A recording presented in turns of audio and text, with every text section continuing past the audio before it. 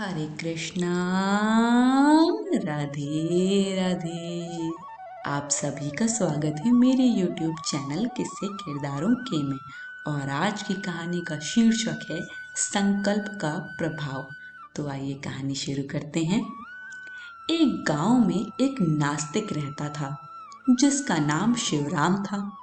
न जाने क्यों वह भगवान के नाम मात्र से ही भड़क उठता था। यहाँ तक कि किसी आस्तिक से बात करना भी वह पाप समझता था।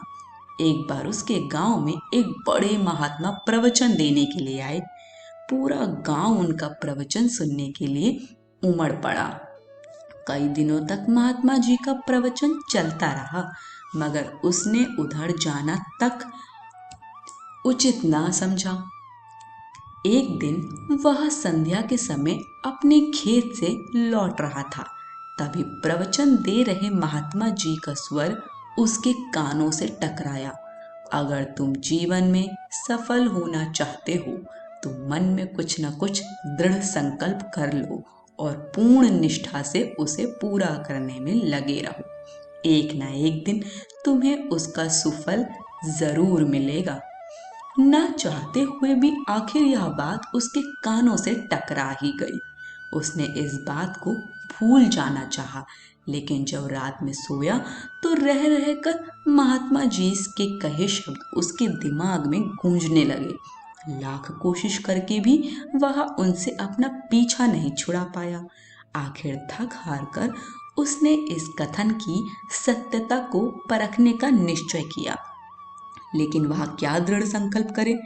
उसने ऐसी बात सोचनी चाहिए जिससे कभी भी कोई प्रतिफल न मिलने वाला हो।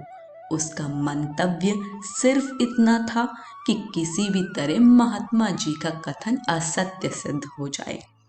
काफी सोच विचार में उलझे रहने के बाद उसका ध्यान अपने घर के सामने रहने वाले कुम्हार पर गया। उसने संकल्प किया वह प्रतिदिन कुम्हार का मुंह देखे बिना भोजन नहीं करेगा। अपनी इस सोच पर वह मन ही मन खूब हंसा, क्योंकि वह जानता था कि इसका किसी तरह कोई भी सुफल नहीं मिल सकता है। अगले ही दिन से उसने अपने संकल्प पर अमल करना शुरू कर दिया। अब वह अंधेरे में ही उठकर अपने घर के बाहर चबूतरे पर बैठ जाता। जब कुम्हार उठकर बाहर आता जाता तो वह उसका मुंह देख लेता, फिर अपने काम में लग जाता। कभी कभी ऐसे भी अवसर आते जब कुम्हार बाहर चला जाता तो उसके एक दो दिन तक उपवास करना पड़ता, लेकिन ना तो वह इससे विचलित हुआ और ना ही उसने अपने संकल्प की भनक कुम्हार अथवा अपने किसी परिवारजन को लगने दी। धीरे धीरे 6 महीने बीत गए, किंतु उसे कुछ भी लाभ न हुआ। फिर भी अपने संकल्प पर अटल एवं अडिग रहा। उस पर तो नास्तिकता का भूत सवार था। कुछ भी करके वह महात्मा जी की बात झूठी साबित करना चाहता था। एक दिन उसकी नींद देर से खुली।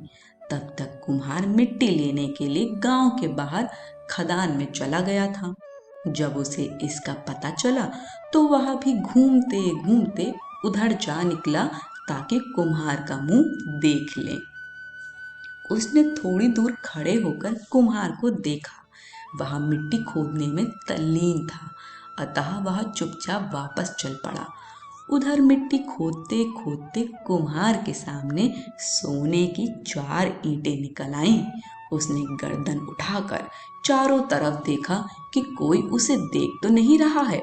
तभी उसकी नजर कुछ दूर तेज कदमों से जाते उस शिवराम पर पड़ी।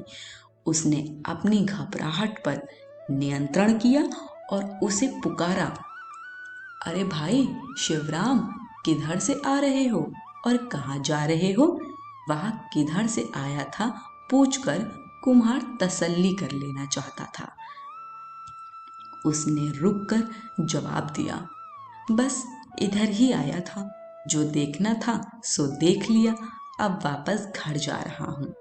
उसके कहने का तो मतलब था कि उसने कुम्हार का मुंह देख लिया था, लेकिन कुम्हार घबरा गया। उसे पक्का विश्वास था कि उसने सोना देख लिया है। कहीं उसने रियासत के राजा से शिकायत कर दी तो हाथ आई लक्ष्मी निकल जाएगा। उसने तुरंत कुछ निर्णय किया और उससे बोला, अरे भाई शिवराम, देख लिया है तो तुम भी आधा ले जाओ, लेकिन राजा से शिकायत न करना। उसने सोचा कि कुम्हार मजाक कर रहा है। वह मना करते हुए चल पड़ा।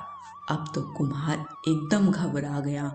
उसने दौड़कर उसे पकड़ लिया और हाथ जोड़ते हुए बोला, भाई तुम्हें आधा ले जाने में क्या हर्ज है। अब तो वह थोड़ा चकराया। कुम्हार उसे अपने साथ खदान में ले गया। वहां सोने की ईंटें पड़ी देखकर वह सारा माजरा समझ गया। उसने चुपचाप 4 में से 2 ईंटें उठा ली।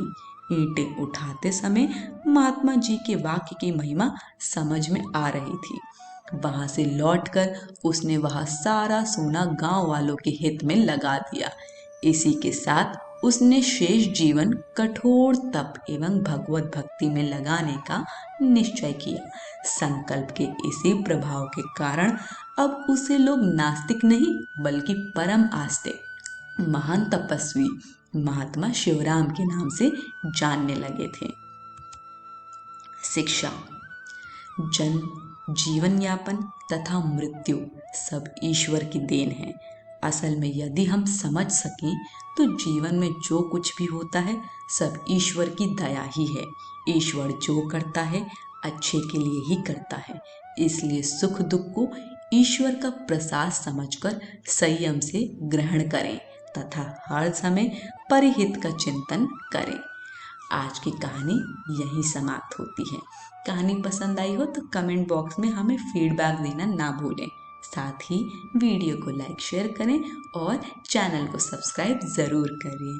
सभी को हरे कृष्णा, राधे राधे।